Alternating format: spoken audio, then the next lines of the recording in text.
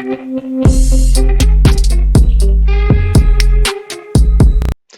everyone and welcome back to Alejandro HD. It's been a while since I've done any sort of uploads or any sort of reviews, so I just thought I'd get back on track with that. And today I want to talk about Miki Falls and the author of Miki Falls, Mark Crilley. As you may have seen in the last, one of my videos, top 10 YouTubers, Mark Crilley was part of that list of the top 10, and it was quite funny. There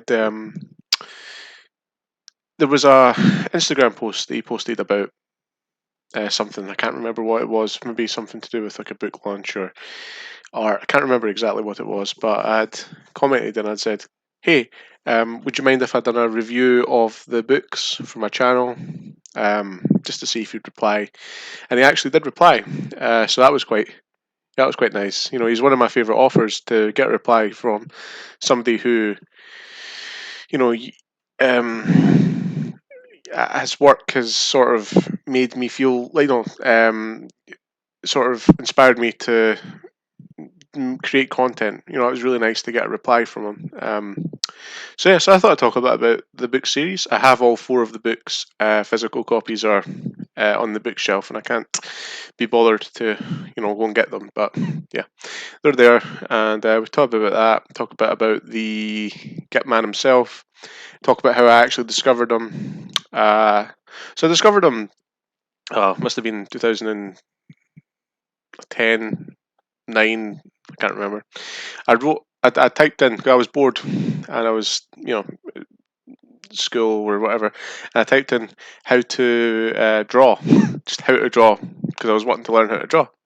And he discovered this guy, posting videos of himself in POV shot, drawing like different body parts, like eyes and faces, and there was also like landscapes of different buildings and things like that. So I was like, oh, that's pretty cool. So I'd looked into it, and there was like anime or manga for beginners, and I was like, oh, that's pretty cool because I like manga. I hadn't actually, I was just getting into it at the time, and he was talking about his book Miki Falls, and that was when it was all sort of in the hype because it came out in 2007, so it was way back in the day. And I remember actually ordering that book. It was one of the first things I ever ordered online.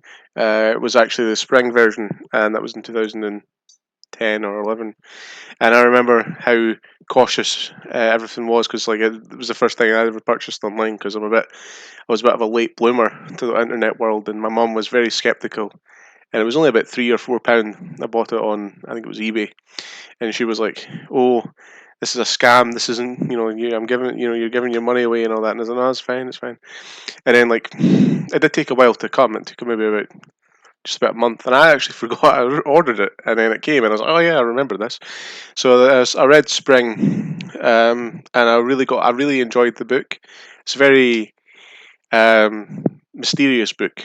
It's not something that you look at the cover, you think, "Oh, what's this? Is this going to be some romantic drama or whatever?" But it's a lot more than that, and I think that Mark does a really good job of um, creating this sort of, it's like realism, but also has like a supernatural feel to it as well. And they both go really well together in Miki Falls. I strongly suggest that anyone who is maybe not too familiar with the genre, is maybe wanting something to start with. To get into this because it's such a good read. It's so easy to read as well. You can finish the book in a day, and the first one, the second, third, fourth, we may take a bit longer, but that's not like a disrespect or anything. That's just because of how engaging it is. You can, you're sitting, you're reading it, and you're reading it, and then the artwork as well. The artwork's just so good. Like, how I don't understand how some people can draw like characters in certain poses in certain ways and keep them like that consistency through the whole book. Like, I'd follow along with Mark Crilley's videos, and I tried to draw a face, and I thought, oh, that looks pretty good, and then try and draw something else, and it's. I look at his; it's like a masterpiece. He does it in like 3 seconds. He's like, done. There you go. That's how it's done. Get it done. And then I'm like, right. And then I try and do it, and it's just a complete mess. And that's just how, that's how it is. And like, Yeah, he's super informative. With all his drawings, he does like really hyper realistic stuff. Like so many, so many. You should definitely check him out if you're into drawing or if you're into books. He's got a new book coming out, which is called My Last Summer with Cass. I'm looking very much forward to this book. I think it's coming out next month or in a couple of months' time. Um, I think it may already be out in the US, but because we live in this European place, everything takes longer to get here. But so yeah, I'm looking forward to that. They also had another book release called Brody's Ghost. Like I've been wanting to read that for a while, but just life gets in the way of certain things. So yeah, so I'm trying to think. So it's basically there's two main characters. There's Miki, of course, and then there's Hiro or Hiro. I can never say these names. Who is sort of this mysterious guy who's kind of like aloof and very how to describe him. He's kind of like if you've ever seen the Vampire Diaries, the guy, not the guy with Ian Somerhalder, but the other vampire guy, very sort of quiet and distant. I'm not going to do an Edward Cullen, but someone like that, someone very like, "Oh, what's he up to? What's he going on now?" And this is what piques Mickey's interest, especially in the spring. In the first book, where you're learning about Mickey herself, and then this guy's here, and it's like, oh, what's going on?